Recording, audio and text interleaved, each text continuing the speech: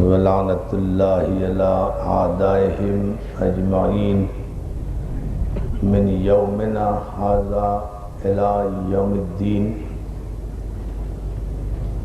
اما بعد فقد قال حق سبحانہ وتعالی فی محکم کتابہ الحکیم ثم اوحی علی عبدہ ما اوحی صلوات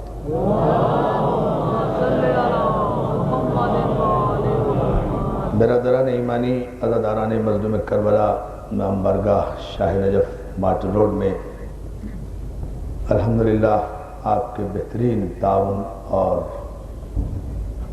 بروقت تشریف آوری کے سبب عشر محرم کی یہ ہماری 5ویں تقریر آپ کی سماعت، آپ کے حافظے اور آپ کے ذوق ایمانی کی نظر ہے۔ آپ حضرات جس طرح ہمارے ٹرسٹ سے اور اس کی انتظامیہ سے عملی اور مالی تعاون کر رہے ہیں، مجھے امید ہے کہ آپ اس تعاون میں اضافہ فرمائیں گے، اس لیے کہ یہ ٹرسٹ اور یہ انتظامیہ، یہ امام بارگاہ جو قدیم ترین امام بارگاہ ہے کراچی کی، یہ آپ ہی کے تعاون سے تمام سال بھر کے مذہبی اجتماعات اور پروگرامز ترتیب دیتی ہے۔ اس لیے میں ذاتی طور پر آپ حضرات سے گزارش کروں گا کہ آپ حضرات عملی طور پر اس سے تعاون فرمائیں اور ہمارے کارکنان اور انتظامیہ کے اراکین دروازے پر موجود ہیں، آتے ہوئے جاتے ہوئے جب آپ چاہیں، جو چاہیں وہ مالی استعانت فرما سکتے ہیں۔ اس کی جزا آپ کو یقیناً بارگاہ سید الشہداء سے ملے گی۔ مولا کسی کا احسان نہیں رکھتے، ایک نیکی اگر کوئی سید الشہداء سے کرے تو وہ یہاں بھی اس کا اجر دیتے ہیں اور وہاں کی ذمہ داری بھی لیتے ہیں۔ صلوات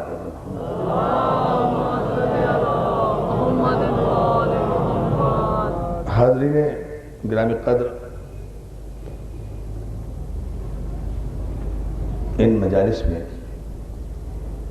وحی اور معصوم کے عنوان پر یہ 5ویں تقریر ہے، اور ہم گزشتہ 4 تقاریر میں جو کچھ آپ کی خدمت میں عرض کرنا چاہ رہے ہیں اس عنوان کے تحت، وہ یہ ہے کہ معصوم جب اس دنیا میں تشریف لاتا ہے ہدایت بشریت کے لیے، تو وہ اللہ کی مرضی اور اس کی مشیت لے کر آتا ہے، اور جو اللہ کی مرضی اور مشیت ہو اسی کو شریعت میں وحی کہتے ہیں۔ صلوات میں یا محمد علیہ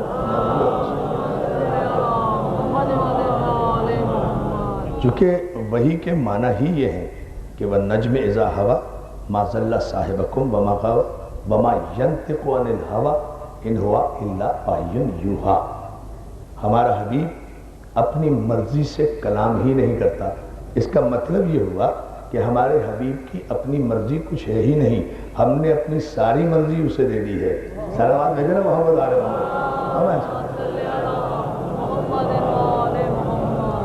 یہ چاہے قرآن پڑھے چاہے حدیث، یہ تو اس کی ذاتی دیانتداری ہے کہ یہ اللہ کے کلام کو اللہ کا کلام کہتا ہے۔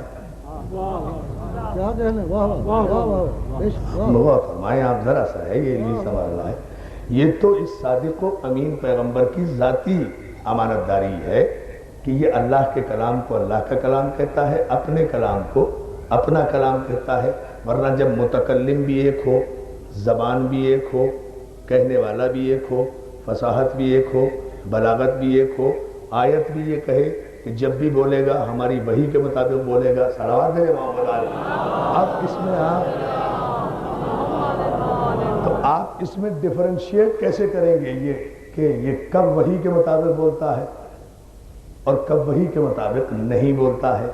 تو جان محترم، یہ مسئلہ ہم عرض کریں گے کہ کیوں یہ کہا گیا اور کیوں جبریل کو بار بار بھیجا گیا، یہ انشاءاللہ آئندہ مجالس میں بھی عرض کریں گے۔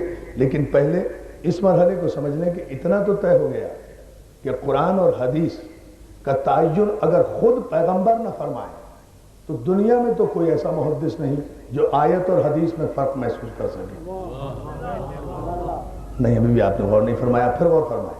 اگر خود ذات پیغمبر، اگر خود سرکار ختم مرتبت قرآن کو قرآن نہ کہیں اور حدیث کو حدیث نہ کہیں، آیت کو آیت نہ کہیں، اپنے کلام کو اپنا کلام نہ کہیں، تو عزیزان محترم دنیا میں کوئی پیمانہ کسی کے پاس نہیں ہے جو پیغمبر کو چیلنج کر سکے کہ نہیں حضور یہ آیت نہیں ہے، حدیث ہے، یہ حدیث نہیں ہے، آیت ہے. اس لیے کہ جبریل کا آنا، جبریل کا جانا، اس کا تعلق بھی تو رسول ہی سے ہے، صحابہ اکرام سے تو نہیں ہے. انہوں نے تو نہ کبھی آتے ہوئے دیکھا نہ جاتے ہوئے دیکھا. توجہ ہے نا؟ انہوں نے تو نہ کبھی جبریل کو آتے ہوئے دیکھا. کوئی ایک روایت نہیں ملتی جو یہ کہے کہ اس نے جبریل کو آتے ہوئے دیکھا. کوئی روایت نہیں ملتی کسی امتی کی جانب سے کہ اس نے یہ کہا ہو کہ اس نے جبریل کو آتے ہوئے دیکھا، وحی کو لاتے ہوئے دیکھا، قرآن سناتے ہوئے دیکھا یا قرآن پڑھاتے ہوئے دیکھا. یہ تو خود پیغمبر نے کہا کہ ابھی جبریل آئے تھے، یہ پیغام لائے تھے. تو جبریل کا کام صرف پیغام لانا ہی نہیں ہے، محمد کے بچوں کے جھولے جھلانا بھی تو ہے. صلوات بھیجنا محمد والے محمد اہل بیت. جبریل کا کام صرف یہ نہیں ہے کہ وہ وحی لاتا رہے. اور یہاں یہ غلط فہمی دور ہونا چاہیے. یہ صحیح بخاری میں، بہت توجہ میرے سارے مسلمان بھائی سنیں، بات تنقید کی نہیں ہے، بات عظمت رسالت کی ہے. صحیح بخاری میں یہ واضح طور پر یہ حدیث موجود ہے کہ اقرا بسم ربک الذی کی پہلی آیت کے نازل ہونے کے بعد 3 سال تک وحی کا سلسلہ بند رہا. ایک آیت آنے کے بعد 3 سال تک. تو اب 3 سال تک ایک آیت کے آنے کے بعد جبریل کا آنا بقول صحیح بخاری کے بند رہا. تو کیا خیال ہے ملت اسلامیہ کے علماء حدیث کا کہ کیا ان 3 برسوں میں جب وحی نہیں آ رہی تھی تو کیا ان 3 برسوں میں بعثت کے بعد رسول نہیں تھے، یا 3 برس تک رسول بالکل خاموش رہے، کچھ نہیں بولے، کسی کو پیغام نہیں دیا، کوئی ہدایت نہیں کی، کوئی تبلیغ نہیں کی؟ اگر 3 برس تک وحی کے انتظار میں بیٹھے رہے تو پھر بعثت کے 23 برس کیوں گنتے ہو؟ 20 برس گنو. توجہ ہے نا؟ میں تو صلوات دے رہی محمد والے محمد پر. یہ عجیب فلسفہ ہے. اگر بعثت کا تعلق، بھائی یہ عجیب سا نکتہ ہے، عجیب فکر ہے، اور بالکل نئی بات ہے جو اس سے پہلے میرے نوجوان دوستوں نے نہیں سنی ہوگی. میں آج کر رہا ہوں آپ کے خدمت میں پوری توجہ کے ساتھ. اگر 3 برس تک وحی نہیں آئی اور جبریل نہیں آیا تو کیا حبیب اور محبوب کا رابطہ منقطع ہو گیا؟ کیا عبد معبود سے علیحدہ ہو گیا؟ کیا کوئی سلسلہ نہیں رہا؟ تو ان 3 برسوں میں جب تک وحی نہیں آئی، 3 برس تک کے تو آپ بھی قائل ہو گئے نا. آپ کی قسمت میں یہ فگر ہی ایسا ہے تو آپ قائل تو ہو گئے نا جان محترم کہ یہ 3 برس تک وحی جو ہے یہ آئی نہیں، جبریل آیا نہیں. تو جب جبریل نہیں آیا اور آپ کہتے ہیں کہ جبریل جب بھی آتا ہے وحی لے کر آتا ہے، تو ان 3 برسوں میں جبریل جب نہیں آیا تو کیا پیغمبر اسلام نے معذاللہ 3 برس تک کوئی تبلیغ نہیں کی، کوئی ہدایت نہیں کی؟ اگر کی تو کس وحی کے ذریعے کی؟ تو پھر تسلیم کرو کہ پیغمبر وحی کا محتاج نہیں ہوا کرتا، بلکہ پیغمبر کا سینہ علوم الہی کا گرجینا ہوا کرتا ہے. اور پھر وحی کے معنی اگر قرآن ہے کہ وحی آتی رہی، قرآن جمع ہوتا رہا، تو سورہ رحمان کی اس آیت کو کہاں لے کر جاؤ گے کہ الرحمن علم القرآن خلق الانسان علمہ البیان؟ رحمان وہ ہے کہ جس نے پہلے پورے قرآن کا علم دیا پھر محمد کو پیدا کیا. یا علی یا علی یا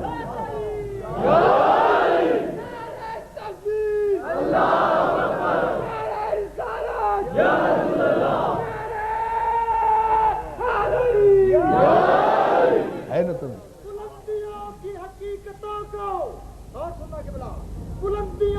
بیٹا وقت کم ہے. سلامت رہو، سلامت رہو. ہوش میں ہو وہ مست کیا جانے. جیو جیو. پوچھو خدا پرستوں سے، اور خدا پرستی کوئی بت پرست کیا جانے. صلوات دے محمد علی محمد. تو اب اس کیفیت کا ذرا صاحب اندازہ لگائیں.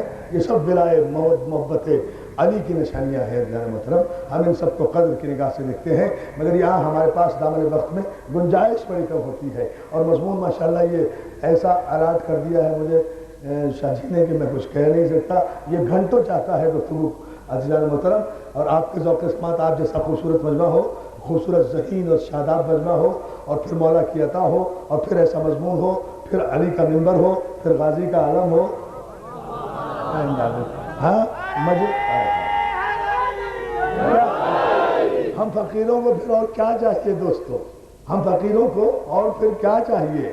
یہی تو میر انیس نے کہا تھا، بالیدہ ہوں وہ اوج مجھے آج ملا. پورے مجمع کی توجہ خدا سخن کی بارگاہ میں خراج عقیدت پیش کر رہے ہیں میر انیس کے، جنہوں نے کربلا ہم تک پہنچائی. کوئی نہیں جانتا تھا کربلا کیا ہے. اس بر صغیر میں اگر کربلا پہنچائی ہے تو میر انیس اور مرزا دبیر نے پہنچائی ہے. خیر اس پر پھر کبھی گفتگو کریں گے، لیکن بتاتے ہیں وہ کہ بالیدہ ہوں وہ اوج مجھے آج ملا، ذل علم صاحب معراج ملا. ذل علم صاحب، بھائی عجیب مصرع کہا ہے. خدا کی قسم کائنات کی سلطنتیں قربان کر دی جائیں اس ایک مصرع پر. ذل علم صاحب معراج ملا، منبر پہ نشست، سر پہ حضرت کا علم، اب چاہیے کیا؟ تخت ملا، تاج ملا. ہے کسی کا نصیب؟ ہائے ہائے ہائے ہائے، ہے کسی کا نصیب نہیں تھا؟ میرا اندازہ فرمائے اس کے بعد کیا تمنا جاری ہے؟ اب چاہیے نہیں، آخری آدمی تک پوری طاقت و توانائی سے دونوں ہاتھ اٹھا کر جیو.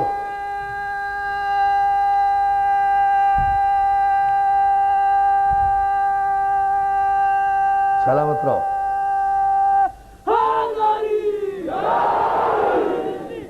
کیا پرنور انداز میں آپ سماعت فرما رہے ہیں. تو عزیزان محترم، مسئلہ صرف یہ ہے کہ دنیا کو یہ سوچنا چاہیے اور اس پر غور و فکر کرنا چاہیے کہ یہ 3 برس تک جو جبریل نہیں آئے، اگر یہ روایت صحیح ہے تو ان 3 برس میں کیا پیغمبر اسلام نے کوئی کار تبلیغ انجام نہیں دیا؟ کوئی اسلام نہیں پھیلایا؟ کیا ہر لمحہ پوچھتے رہے، انتظار کرتے رہے؟ آخر میں جملے بخاری شریف کے یہ ہیں کہ 3 برس تک وحی آنا بند ہوئی، اس کے بعد وحی گرم ہو گئی. ہاں جملہ یہ میں کیا کروں صوفی صاحب؟ اپنی طرف سے نکلا، اللہ کی قسم دیکھ لیں میری لائبریری میں آگے یہ جملہ لکھا ہوا ہے، پڑھا ہے میں نے. اس کے بعد وہی گرم ہو گئی اور پھر تیز تیز آنا شروع ہو گئی. پھر بہت آئی، پھر بہت آئی، پھر بھی 23 برس میں 6666 آیتیں آئیں. اتنی تیز ہوئی کہ 23 برس میں 6666 آیتیں آئیں. فتح خیبر کے بعد مسلمان ہونے والے جناب ابو ہریرہ کو بھی جلال آ گیا. پروردگار تو 23 برس میں 6000 آیتیں بھیجے گا، میں 3 برس میں 6000 حدیثیں لکھ دوں گا. اب جو ہے نا کمپٹیشن تو دیکھیں رسول سے کیسا ہو. صلوات سے دینا محمد عالم ہو. کہاں 23 برس؟ یہ عجیب فلسفہ ہے، یہ عجیب موضوعات ہیں، اس پر بحث کرتے جائیں اگر تو آپ دیکھیں اور غور کریں، فکر کریں کہ فتح خیبر کے بعد تو یہ مسلمان ہوئے ہیں. جناب ابو ہریرہ فتح خیبر کے بعد، فتح خیبر کب ہوا؟ سن 7 ہجری میں. سن 7 ہجری میں. فتح مکہ کب ہوا؟ سن 8 ہجری میں. حج آخر کب ہوا؟ سن 10 ہجری میں. اعلان ولایت علی کب ہوا؟ 18 ذی الحجہ سن 10 ہجری میں. 18 ذی الحجہ سن 10 ہجری سے 18 محرم 1 مہینہ، 18 صفر 2 مہینے، 28 صفر 2 مہینے 10 دن. توجہ ہے نا؟ 2 مہینے 10 دن. تو یہ 3 سال 10 دن تک مسلمان ہونے والا آدمی جس نے 2 برس مسلمان ہونے کے بعد بحرین میں گزارے، تو 1 برس 3 مہینے 10 دن میں 6000 حدیثیں.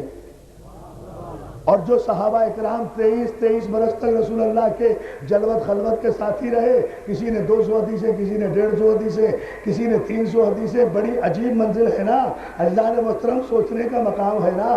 جو 23 برس رسول کے ساتھ رہے انہوں نے اتنی حدیثیں، اور جو صرف 1 برس یا 1.5 برس حضور کے ساتھ رہا ہو اس نے 6000 حدیثیں تحریر فرما دی. وہ سب سے زیادہ محدث ہو گئے. کمال تو یہی ہے، پہلے تو آپ اس مضمون اور اس عنوان کے تحت صرف یہ طے کریں کہ یہ احادیث کا 1 برس یا 1.5 برس میں پیغمبر اسلام نے کوئی آیت تلاوت نہیں کی، صرف انہیں بٹھا دیا قلم و کاغذ لے کر کہ تو لکھتا چلا جا، حدیثیں لکھتا چلا جا، جو میں بیان کروں وہ لکھتا چلا جا، اس کے علاوہ کچھ نہ کرنا۔ 1.5 برس میں اگر روزانہ بھی 10 حدیثیں لکھوائیں تب بھی اتنی سلوات بھیجے محمد، اتنی اکٹھی نہیں ہوتی، تب بھی اتنی نوبت نہیں آتی ہے جان محترم۔ لیکن سوچنا صرف یہ ہے کہ یہ دنیا مقام وحی کو اصل میں سمجھی ہی نہیں۔ اللہ جنہیں معصوم بناتا ہے انہیں اپنی مشیت بھی عطا کرتا ہے، اور مشیت اس کے ارادے کا نام ہے، اور اس کے ارادے کو صرف معصوم سمجھتا ہے، غیر معصوم نہیں سمجھتا۔ اور جب وہ اس کے ارادے کو سمجھتا ہے تو وہ اس انتظار میں نہیں رہتا کہ اب کب وہاں سے وحی آئے، کب میں یہ کروں، ورنہ اگر ایسا ہوتا تو پھر انبیاء تو اپنی امتوں سے کلام ہی نہیں کر سکتے تھے، وہ تو دوسرے گناہگاروں کی طرح یہی کہتے، اگر کوئی مسئلہ پوچھنے آتا کہ ٹھہر جا ذرا بیٹی سے پوچھ کے بتاتا ہوں، توجہ توجہ، یہ عجیب الدوا ہے، یہ اس نہج پہ لا رہے ہیں۔ بلند ترین صلوات بھیجے نا محمد علیہ یعنی اگر جبریل یہ کہ آنے کا انتظار کرتے رہتے سارے انبیاء، اور پھر جبریل کا اتنا لیٹ آنا 3 برس تک ہی نہیں آ رہے، جب خاتم النبیین پر وہ 3 برس تک نہیں آئے تو باقی نبی بیچارے اندازہ فرمائیے، سوچنے کی بات ہے۔ باقی جو 1,24,000 ہیں، جب اتنی مرضی کے مالک ہیں جبریل کہ 3 برس تک نہ آئے، ایسا نہیں ہے۔ اس قسم کی باتیں توہین رسالت ہے، اور یاد رکھو دین اسلام نام ہے احترام رسالت کا، دین اسلام نام ہے احترام نبوت کا۔ جتنا نبوت کا احترام کرو گے اتنا ہی ان کے ساتھیوں کا احترام ہوگا، اور جن لوگوں کا نبی ہم جیسا ہوگا۔ اسی امام باڑے نے تو کہا تھا مولانا محمد اسماعیل دیوبندی اعلیٰ مقاموں میں شہلم کا اشرا پڑھتے ہوئے کہ بھائی ہم سے کیا گلا کرتے ہو، ہم سے کیا، تمہیں حق کیا ہے تحفظ ناموس صحابہ اکرام کی انجمن بنانے کا، جن کا نبی ہم جیسا ہے، اس نبی کے غلام ہم سے بھی گئے گزرے ہوں گے۔ توجہ ہے نا جان محترم، نبی تو تم جیسا ہوا، تو ہم تو انہیں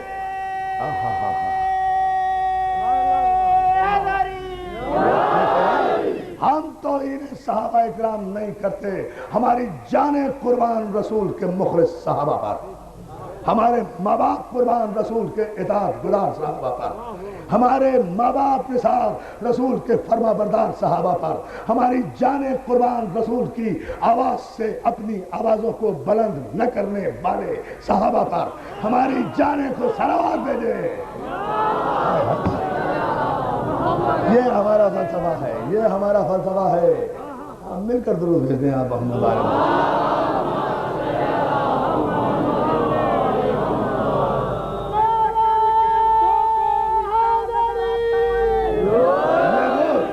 منزل فکر ہے کہ جسے سمجھو، چلو بیٹا، یہ وہ منزل فکر ہے جسے سمجھنا چاہیے۔ ہم اپنے ایمان کا اظہار کر چکے، اور جہاں تک ہماری آواز جا رہی ہے it should be noted and recorded کہ ہمارے یہاں صحابہ اکرام کی منزل یہ ہے کہ کائنات کا کوئی مولوی، متقی، پرہیزگار، فقیہ، مجتہد اہل بیت رسول کے بعد کائنات میں کوئی انسان رسول اللہ کے مخلص صحابہ اکرام کے پاؤں کی جوتی کے برابر بھی نہیں ہے۔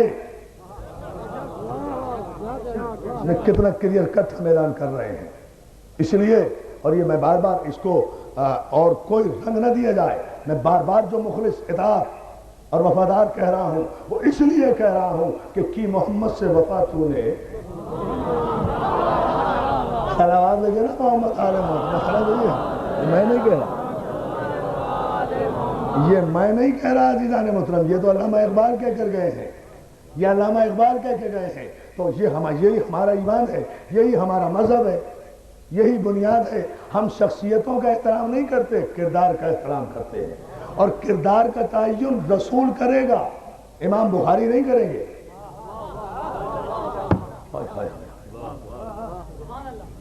جس طرح وحی کا تعین رسول کرے گا، نبی کرے گا، محدث نہیں کرے گا۔ کہ وحی کسے کہتے ہیں؟ آپ نے وحی پر کتابیں کی کتابیں لکھ ڈالی اور آپ نے وحی کو بالکل مخصوص کر دیا، نبی کو معطل کر کے رکھ دیا کہ نبی کسی سے نہ بات کر سکے، نہ گفتگو کر سکے، نہ فیصلہ کر سکے۔ بھائی میں بھیجا کس لیے تھا؟ یا تو یہ کہو کہ جبریل ہر وقت ان کے ساتھ تھا، یہ اصل میں وہ نجدی عقائد ہیں جو پیغمبر کو اپنے جیسا بشر ثابت کرنے کے لیے دو حصوں میں تقسیم کرنا چاہتے ہیں کہ جب تک جبریل پیغمبر پر نہ آئے، پیغمبر ہم جیسا بشر ہے، وہ کچھ نہیں جانتا۔ پیغمبر کو جو بھی ہدایت ملتی ہے، جو بھی علم ملتا ہے، وہ جبریل کے ذریعے ملتا ہے۔ ارے دیوانوں، تمہیں نہیں پتا پیغمبر جسے زبان چسا کر علی بنا دے، جبریل اس کی شاگردی اختیار کرتا ہے۔ جو ہے نا، کہاں کی باتیں کر رہے ہو؟ کس فلسفے بتا رہے ہو؟ جو ہے نا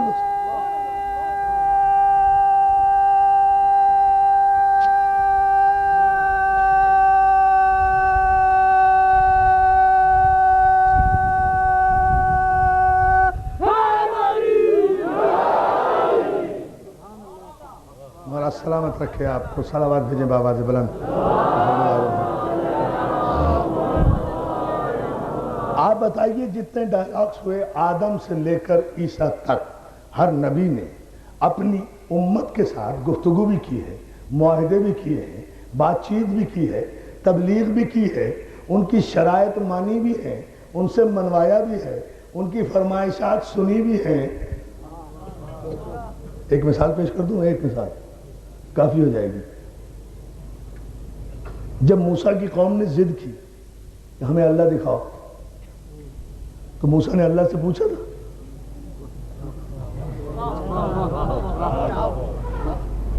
قوم کو لے کر چلے گئے، یہ بتا دیا، قوم کو بتایا کہ تم تاب نظارہ نہیں لا سکتے، مگر ضد کر رہے ہو تو چلو۔ بہت توجہ، ضد کر رہے ہو تو چلو۔ گئے، ہلکی سی جھلک دیکھی، اللہ جانے کس نور کی جھلک دیکھی، میرا تو ایمان ہے توحید کی جھلک کی تو کوئی تاب لا ہی نہیں سکتا۔ بہرحال اسی توحید کا کوئی حصہ ہوگا، صلوات بھیجے نا، اسی توحید کا کوئی، میرا تو ایمان ہے توحید کے لیے کہ توحید کو تو کسی کیفیت میں بھی کوئی نہیں دیکھ سکتا، اس کا نظارہ کر ہی نہیں سکتا۔ عزیزان محترم، اللہ جانے کس نور کی جھلک دیکھی ہوگی، کیونکہ بات زمانہ موسیٰ کی ہے، اور ظاہر ہے کہ اس زمانے میں جب موسیٰ اس دنیا میں تھے تو جو نور الہی تھے نا، محمد اور علی، وہ عرشی پر تھے۔ پتہ نہیں کس نور کی جھلک دیکھی ہوگی کہ جو ضدی امتی تھے وہ جل کر ہلاک ہو گئے۔ ضدی امتی، ضدی امتی، ضدی امتی، آپ نے غور ہی نہیں فرمایا، ضدی امتی، ضدی امتی جل کر ہلاک ہو گئے، لیکن نبی صرف بے ہوش ہوئے ہیں، نبی تابع نظارہ نہیں لا سکے۔ نور ایک ہے لیکن تاثر الگ الگ ہوا، امتی جل کر خاک ہو گیا، پہاڑ سرما بن گیا، لیکن نبی پر وہ اثر نہیں ہوا، اس لیے کہ نبی میں بھی وہی نور آ رہا ہے، اس پر وہ اثر نہیں ہوا۔ تو اب تو تسلیم کر لو کہ اگر نبی اور امتی برابر ہوتے تو دونوں پر اثر بھی برابر برابر برابر اثر و تاثیر۔ صلوات بھیجیں بآواز بلند۔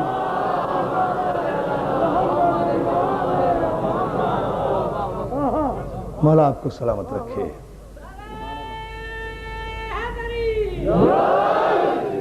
یہ وہ منزل فکر ہے۔ تو اب جناب موسیٰ نے کوئی وحی کا انتظار تو نہیں کیا تھا انہیں لے جانے کے لیے، بات چیت کی، پھر جو کچھ کلام ہو، اللہ اکبر، یہ بڑی عجیب بات آئی۔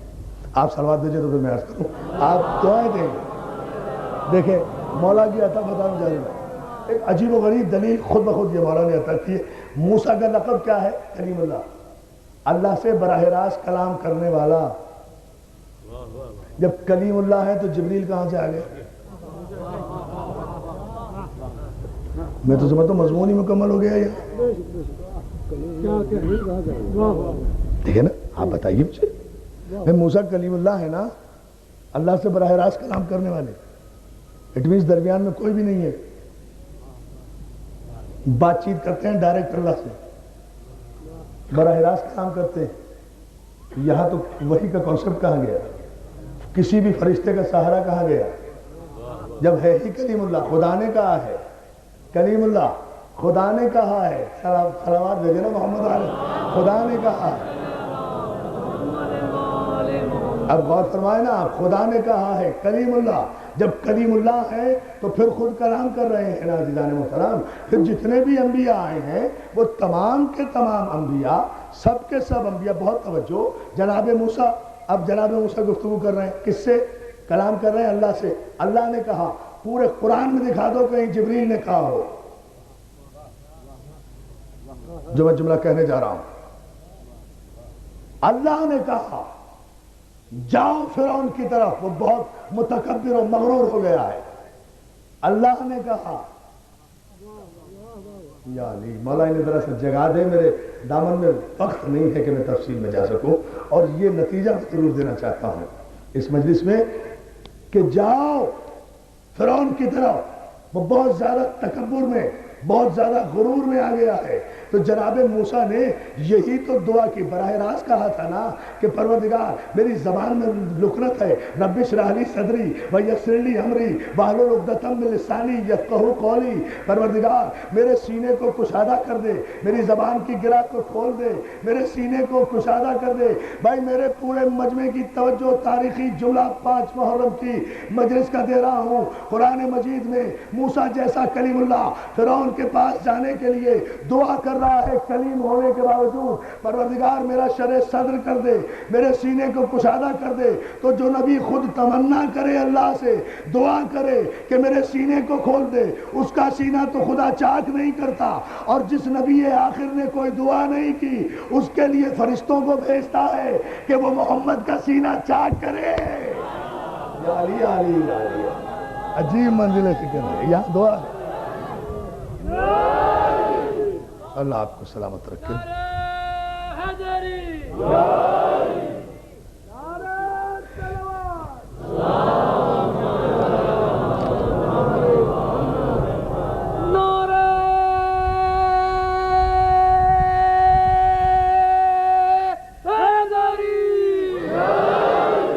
مولا آپ کو سلامت رکھے۔ بہت شکر گزار آپ کی توجہات پر، لیکن ایک درجہ اور بلند کریں۔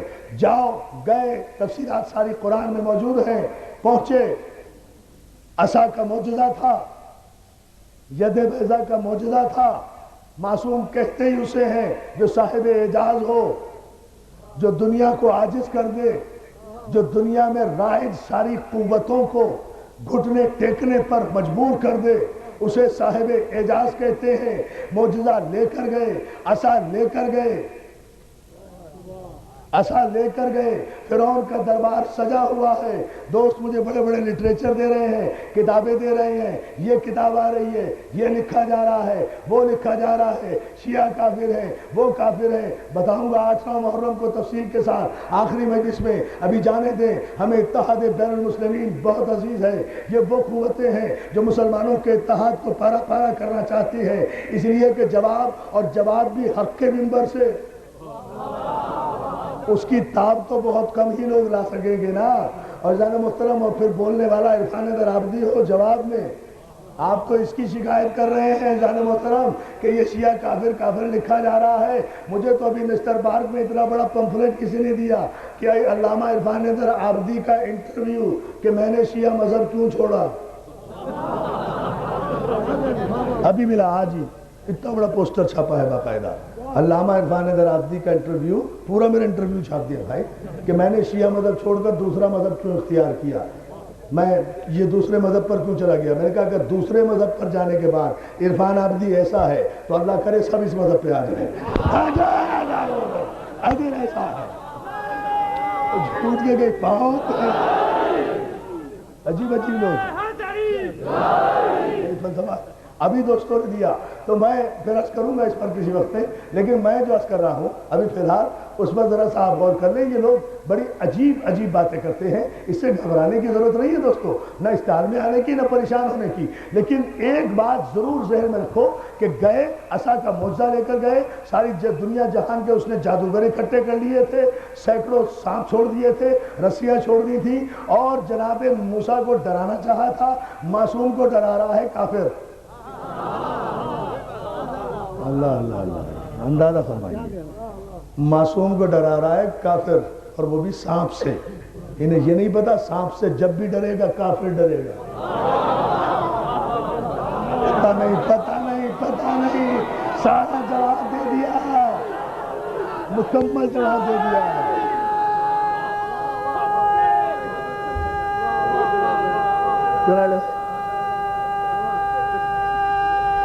دونوں ہاتھ اٹھا کر آخری آدمی تک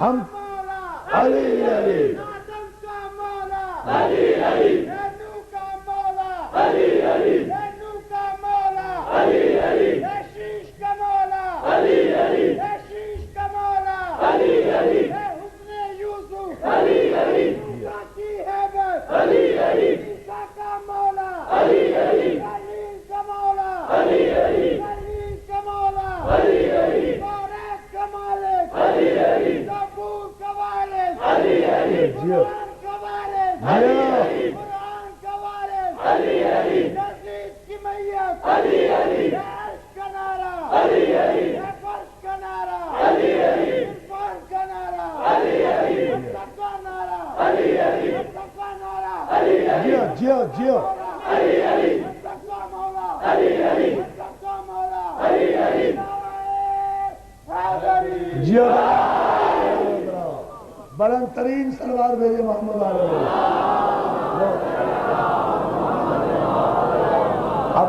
اب مجھے تقریر کرنے کی کیا ضرورت ہے، پورا جواب آ گیا۔ سلوات بھیجے بابا سے بلند محمد علیہ۔ توجہ ہے نا دوستو، یہ دو منزل فکر ہے جسے سمجھنا چاہیے اور جس پر غور کرنا چاہیے۔ میرے دوستو دوسری مجلسوں میں آؤ، جہاں میرے پاس وقت ہے وہاں جی بھر کے نعرے لگاؤ، جی بھر کے رباعیے پڑھو۔ یہ رونق ہے، یہ زینت ہے، یہ شان ہے مولا کی۔ سب کو میں اجازت دیتا ہوں بے پناہ نعرے لگانے کی، لیکن یہاں چونکہ دامن وقت میں گنجائش کم ہوتی ہے، صرف اس لیے کہ میں زیادہ سے زیادہ آپ کی خدمت کر سکوں، کچھ بات آپ کے شاداب ذہنوں تک پہنچا سکوں، ورنہ میری تو زندگی ہے، ہم سب کی زندگی ہے علی کا نعرہ۔ لیکن ذرا سا اس جملے پر غور کر لو، گئے رسیاں چھوڑی جناب موسیٰ، نہ ڈرے نہ جھجکے، نہ ڈرے نہ جھجکے، اژدہا پھینکا، عصا پھینکا، عصا پھینکا۔ باقی آپ کا سنا ہوا ہے، مجھے ایک جملہ کہنا ہے جس میں مکمل جواب ہے دوستو۔ اب عصا پھینکا، عصا پھینکا، خدا نے عصا دے دیا تھا نا، عصا پھینکا۔ اب جو بھی عمل ہو رہا ہے تو جبریل ساتھ ساتھ ہے۔ یہ پیغمبر کی اپنی ڈسکریشنری پاور ہے نا کہ بھئی یہاں کیا ہونا ہے، کیا کرنا ہے۔ اگر وہ سانپوں کی جگہ کچھ اور کرتا تو موسیٰ پھر وہ کرتے نا، یا انتظار میں بیٹھے رہتے دشمن کے دربار میں کہ جبریل آئے بتائے اب کیا کروں۔ سوچے بھئی یہ اپنی پاور ہے نا پیغمبر کی، معصوم کی، ارادہ الہی ہوتا ہے پیغمبر۔ ہمارا سارے انبیاء پر ہمارا ایمان ہے، ہم سب کو علیہ السلام سمجھتے ہیں۔ عزیزان محترم، تو اس نے سانپ پھینکے، انہوں نے عصا پھینکا، اس کے 40,000 سانپ، ایک عصا، اژدہا بنا، نگل گیا۔ جتنے جادوگر تھے، قرآن گواہ ہے، یہ کوئی کہانی نہیں ہے، قصہ نہیں ہے، میں آیتیں پڑھ سکتا ہوں، دامن وقت میں گنجائش نہیں، میں نتیجہ صرف دینا چاہتا ہوں عزیزان محترم کہ پھینکا، سارے رسیوں کو، سارے سانپوں کو، ایک نگل گیا۔ ان کی اکثریت کو حق کی اقلیت نگل گئی۔ یا علی یا علی یا علی، نعرہ حیدری، یہ ہے جملہ۔ کافروں کی اکثریت کو حق کی اقلیت، اکیلا عصا نگل گیا۔ جیسے ہی نگل گیا تو جتنے، بعض نے لکھا 1500 جادوگر تھے، بعض نے لکھا 1200 جادوگر تھے، بعض نے لکھا 1100 جادوگر تھے۔ ہمیں اس سے بحث نہیں کہ اس نے کتنے جادوگر اکٹھے کیے تھے، لیکن یہ تو طے ہے کہ تاریخ میں جو جملہ ہے دوستو، پریشان کیوں ہوتے ہو؟ اگر تمہیں کافر کہا جاتا ہے، تمہیں رافضی کہا جاتا ہے، ادھر جادوگروں کے ان بنائے ہوئے جھوٹے سانپوں کو حق کے عصا نے نگلا، ادھر سارے کے سارے جادوگر۔ قرآن گواہ ہے، موسیٰ کے قدموں میں فرعون کو چھوڑا، موسیٰ کے قدموں میں گر کر کہا اشہد ان لا الہ الا اللہ، اللہ کی وحدانیت کا بھی اقرار کیا۔ آمنا باللہ، ہم اللہ پر بھی ایمان لائے، رب موسیٰ پر بھی ایمان لائے، رب ہارون پر بھی ایمان لائے۔ یہ قرآن کی آیت ہے کہ ہم اللہ پر بھی ایمان لائے، اللہ کے نبی موسیٰ پر بھی ایمان لائے، اور موسیٰ کے وسیع ہارون پر بھی ایمان لائے، یعنی ان جادوگروں उन जादूगरों ने आधा कलमा नहीं पढ़ा था, पूरा कलमा पढ़ा था। फौरन फिरौन ने कहा गुस्से में आकर, अंतुमुर राफिजून, क्या तुम सबके सब राफजी हो गए? अब पता चला राफजी कहना कोई गाली नहीं है, फख्र किया करो। राफजी उसे कहते हैं जो हर दौर के फिरौन को छोड़कर उसके नबी और मसीह का कलमा पढ़ ले। जो है ना ये अल्लाह अल्लाह अल्लाह।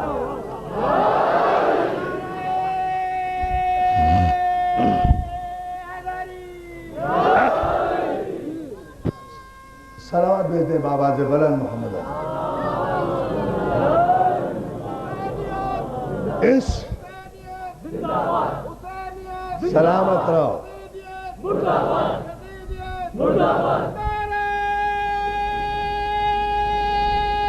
जियो जियो। मौला आपको सलामत रखे।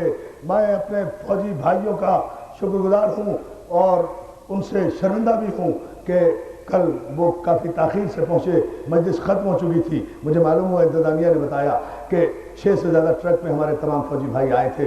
तो मैंने उनसे गुजारिश किया, उन्होंने राब्ते किए टेलीफोन पर कि आप ज़रा मेट्रो रोड में जल्दी आ जाया करें, कोशिश किया करें कि 8 बजे आ जाएं और फिर यहाँ से सीधे अल-मोहसिन पहुँचा करें, वहाँ से रिजविया तफसील के साथ 3 मजालिस में कुछ ना कुछ तो मौला की इबादत हो जाएगी। जहाँ जहाँ आप पहुँच सकते हैं, मैं उन सब का शुक्रगुजार हूँ जो तंगी वक्त के बावजूद माशाअल्लाह इतनी बड़ी तादाद में इस दरगाह में, इस बारगाह में हाज़िरी दे रहे हैं। लेकिन ये जुमला अज़ीज़ान मोहतरम ज़रूर सुनते जाएं।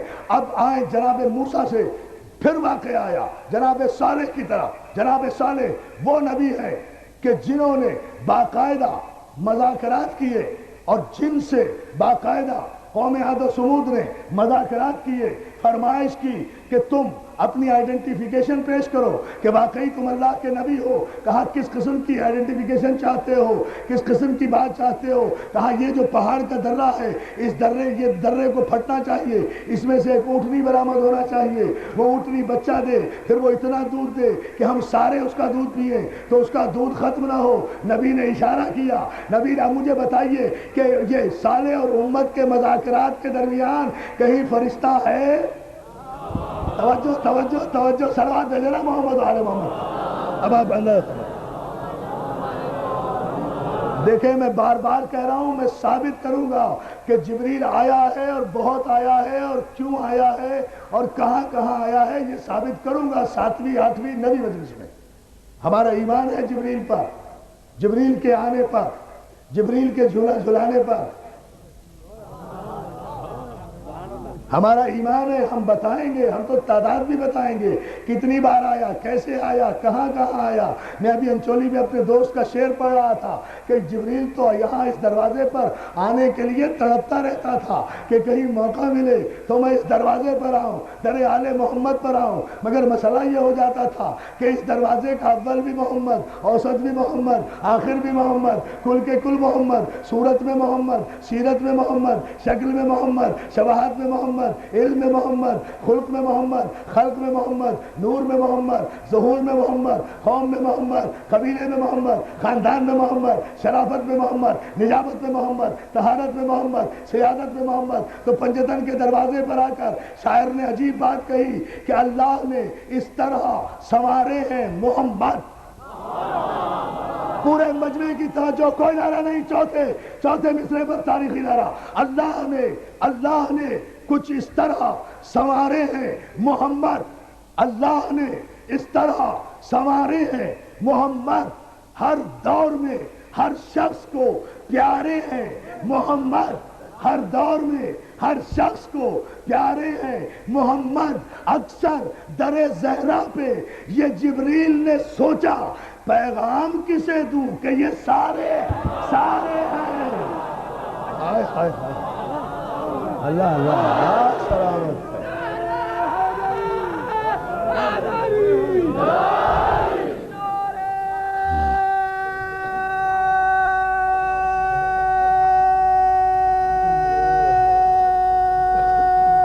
पानी दे दे, इसमें सांस ले लेना।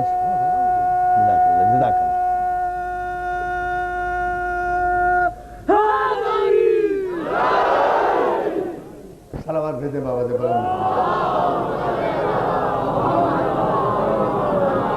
لہذا اس غلط فہمی میں بھی کوئی نہ رہے میں کہ یہ مسلسل فرشتوں کی تردید کرتے جا رہے ہیں. نہیں، ہمارا ایمان سارے فرشتوں پر. ارے ہم تو اس پتھر کو بھی مانتے ہیں جسے علی بوسہ دے دے. صلوات دے دینا. جبریل تو بڑی چیز ہے، جبریل تو سید الملائکہ ہے، جبریل تو روح الامین ہے. اب یہ حماقتیں البتہ ہم سے نہیں ہوتی کہ جسے رسول بوسہ دے دے اس پتھر کو چومنا واجب، اور جس خاک پر رسول کا خون بہہ جائے اس پر اگر ہم سجدہ کر لیں تو بدعت. بڑی توجہ، بڑی صلوات دے دینا محمد آل محمد پر. یہ فلسفہ ہم سمجھائیں گے، یہ فلسفہ ہم سمجھائیں گے انشاءاللہ 8ویں ربیع مجلس میں خاک شفا کا اور سجدگاہ کا. یہ بتائیں گے، اسی مضمون کے تحت میں یہ بات آئے گی. اس کا پورا بیک گراؤنڈ بتاؤں گا، شاعر اللہ کی عظمت اور ان کے احترام کا حکم قرآن میں کہاں کہاں کیوں کس پس منظر میں دیا گیا. یہ میں عرض کروں گا اسی بارگاہ میں. مگر یہاں ذرا سا یہ سوچ لیں، یہ مذاکرات ہو رہے ہیں. جناب صالح نے اشارہ کیا، پتھر پھٹا، غار کا دروازہ ہٹا، ایک قوی ہیکل اونٹنی برآمد ہوئی، اس نے بچہ بھی پیدا کیا. لوگوں نے توجہ، حالانکہ کمٹمنٹ کر لیا تھا کہ ہم ایمان لے آئیں گے، لیکن یہ کافر ہوتے ہی اتنے بدنصیب وعدہ خلاف ہے. نعمت ملنے سے پہلے وعدے کر لیتے ہیں اور جب مل جائے تو کافر اسے کہتے ہیں. صلوات بھیج لیں. ہم کہہ گئے اب ساری باتیں تو کھول کھول کے بیان کرنے کی نہیں ہوتی نا دوستو. بہت بڑی بات کہہ گئے ہیں. اگر آپ غور کریں گے اس جملے کو جو محفوظ کر رہے ہیں میرے دوست چیپ میں ویڈیو میں، اللہ سلامت رکھے، وہ غور کریں گے جملے کو کہ یہ جملہ کہا کیا ہے اور کس پس منظر میں کہاں تک گیا ہے. یہ جملہ کس پس منظر میں گیا ہے اور کہاں تک گیا ہے. یہ وعدہ خلافی پہلے کچھ بعد میں کچھ. بعد میں دیکھیں سیراب بھی ہو تو جناب صالح نے یہ کہا کہ بھئی ایسا کرو، یہ تمہارے لیے اللہ کی نعمت ہے، اس کا کفر نہ کرنا، اس کا شکر کرنا. ایک دن تم ساری قوم اس کا دودھ پیو. وعدہ میرا، دودھ ختم نہیں ہوگا، تم سیراب ہو جاؤ گے. یہ ہے معصوم کی شان، یہ ہے معصوم کی شان. وعدہ میرا، دودھ ختم نہیں ہوگا اس کا، لیکن ایک دن پورا دریا اس کے لیے چھوڑ دینا کہ سارا پانی یہ پیے.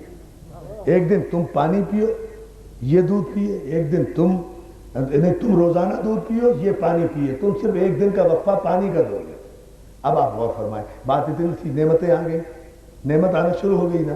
نعمت کی قدر نہیں کی، کفران نعمت کیا.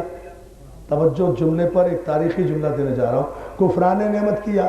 10-12 آدمیوں نے مل کر فیصلہ کیا، ارے اس سے تو جناب صالح کی تبلیغ بڑھتی جا رہی ہے، رسالت بڑھتی جا رہی ہے، لوگ آگے بڑھتے چلے جا رہے ہیں، اس معجزے سے متاثر ہوتے چلے جا رہے ہیں. بڑی توجہ. ان 10-12 آدمیوں نے اس اونٹنی کے قتل کا منصوبہ بنایا. تو معلوم یہ ہوا کہ جو معجزہ نبی کا، جو معجزہ نبی کو تقویت پہنچائے، کافر اس کے دشمن ہوتے ہیں. پتہ نہیں آپ کیا چھوڑ رہے ہیں. سلام کرے محمد آل محمد.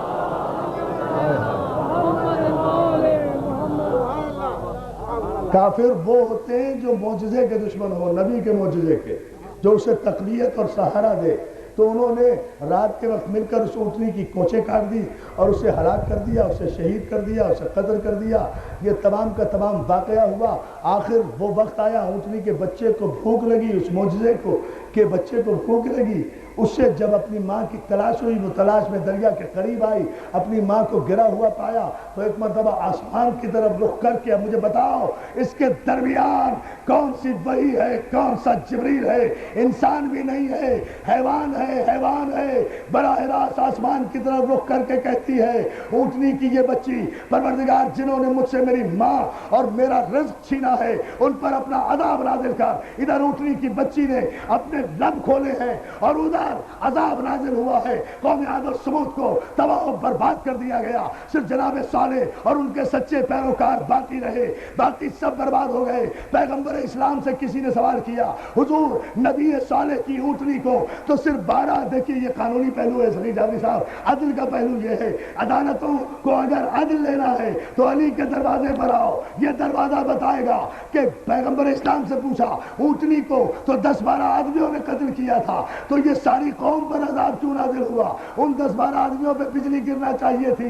سرکار رسالت نے فرمایا نہیں، یہی عدل الہی ہے، صرف 12 آدمی قاتل نہیں تھے، بلکہ جو اس مظلوم کے قتل میں شریک تھے وہ بھی قاتل، جو اس قتل پہ راضی تھے وہ بھی قاتل، جنہوں نے اس قتل پہ احتجاج نہیں کیا وہ بھی قاتل، جو خاموش رہے وہ بھی قاتل۔ تو اگر نبی کی اونٹنی کے قتل پر خاموش رہنے والے اور احتجاج نہ کرنے والے بھی اسی طرح کے قاتل ہیں جیسے اونٹنی کو قتل کرنے والے، تو محمد کے سب سے بڑے معجزے حسین کے قتل پر خاموش رہنے والے بھی شمر کے لشکر میں آئے ہیں، اور جو ہے نا کہ جو احتجاج نہ کرے۔